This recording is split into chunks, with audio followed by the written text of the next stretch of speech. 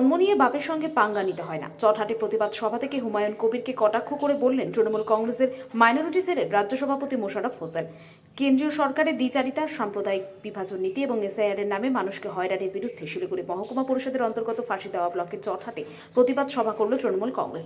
এদিন এই সভায় উপস্থিত ছিলেন তৃণমূল কংগ্রেস মাইনরিটি সেলের রাজ্য সভাপতি Mosharraf Hossain, Trinamool Congress chairman Sanjay Tibrewal, SDA chairman Dilip Dukkar, Siliguri মহকুমা পরিষদের সভাধিপতি অরুণ ঘোষ, শিলিগুড়ি মহকুমা পরিষদের সহকারী সভাপতি রুমা রেশমি এক্কা, ফাঁসি দেওয়া ব্লক 1 তৃণমূল কংগ্রেসের সভাপতি আক্তার আলী, ফাঁসি দেওয়া পঞ্চায়েত সমিতির সভাপতি রিনা এক্কা, ফাঁসি দেওয়া ব্লক 1 মহিলা তৃণমূল কংগ্রেসের সভাপতি পূর্ণিমা রায়, ফাঁসি দেওয়া ব্লক 1 যুব তৃণমূল কংগ্রেসের সভাপতি জয়ন্ত ঢালি সহ তৃণমূল কংগ্রেসের নেতাকর্মী সমর্থকেরা। মঞ্চ থেকে মাইনরিটি সেলের সভাপতি মোশাররফ হোসেন বলেন, সময় এসেছে রাজ্যের মুখ্যমন্ত্রী মমতা বন্দ্যোপাধ্যায় আবারও হাত শক্ত করতে হবে। বিজেপি ধর্মের রাজনীতি করে, তবে দিদি সকল ধর্মকে নিয়ে চলেন। এখন থেকেই প্রস্তুত হয়ে যান, সাধারণ মানুষের কাছে পৌঁছান। আমরা ফের একবার দিদির হাত শক্ত করব, বিজেপিকে হারাবো। সাংবাদিকদের মুখোমুখি হয়ে তিনি আরো বলেন, এসআইআর এর কারণে সাধারণ মানুষের একেবারে চূড়ান্ত হয়রানির শিকার হতে হচ্ছে। বিজেপি চাইছে এসআইআর এর মাধ্যমে নাম বাদ দিয়ে ভোটে জেতার চক্রান্ত করছে, তবে সেই চক্রান্ত সাধারণ মানুষ একেবারে ব্যর্থ করে দেবে। সাধারণ মানুষ যেভাবে হয়রানির শিকার হচ্ছে তা সাধারণ মানুষ ভোট বাক্স বুঝিয়ে দেবে এবং পাশাপাশি হুমায়ুন কবিরের দল কতটা ফ্যাক্টর হয়ে দাঁড়াবে সে প্রসঙ্গে তিনি বলেন, জন্ম নিয়ে বাপের সঙ্গে পাঙ্গা নিতে হয় না।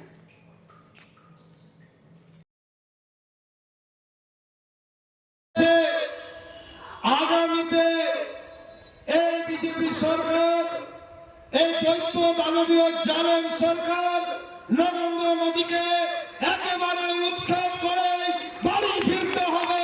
তার আগে বাড়ি ফিরে যাবে না, এটা সংরক্ত দিক আমাদের ব্যক্ত করতে হবে। আমরা বাঙালি মানুষজন, বিশেষ করে সংখ্যালঘু মানুষরা, যে সংখ্যালঘুদের উগ্র বিরোধিতা করে বিজেপি, তাদের ভোটাধিকার হরণ করার জন্য, তাদের ভোটাধিকার বাদ দেওয়ার জন্য এক একটা ব্লক থেকে 20,000, 50,000, এমনকি আমি যে বিধানসভার বিধায়ক, সেখান থেকে 72,000 লোককে ডেকেছি। আগে বলেছিল যে 2002 নাম থাকলে তাদেরকে আসতে হবে না, কিছু মুসলিমদের নাম বাদ দেওয়া গেল না। মুসলিম ভোট ব্যাংক তো তৃণমূল কংগ্রেসের ভোট ব্যাংক। আমাদের এই বিজেপির নেতারা অমিত শাহের কোলে বসে এসে বলে আসলো, যে কোনো প্রকারে অমিত শাহজি বাঁচান, কিছু বুদ্ধি আটুন, এদেরকে বাদ দিতে হবে। তাদের কথায় ডেকে যেভাবে হয়রানি নির্যাতন করছে, আমরা পরিষ্কার দায়িত্বহীন ভাষায় বলেছি, জেলায় হোক আগামীতে লড়াই সংগ্রাম করে মানুষের পাশে থেকে একটি ইতিহাস তৈরি করতে হবে। রেজাল্ট লড়াইয়ের ক্ষেত্রে প্রস্তুতি আপনারা নিয়ে নিন, কারণ এই মাতৃভূমিকে বাঁচাতে গেলে আরেকবার যুদ্ধ করতে হবে। যুদ্ধ না করলে এরা শিক্ষা পাবে না। কি আপনারা যুদ্ধ করতে প্রস্তুত আছেন তো? আগামীতে লড়াই সংগ্রামে নামবেন তো? খেলতে নেমেছেন, ভালো করে খেলো।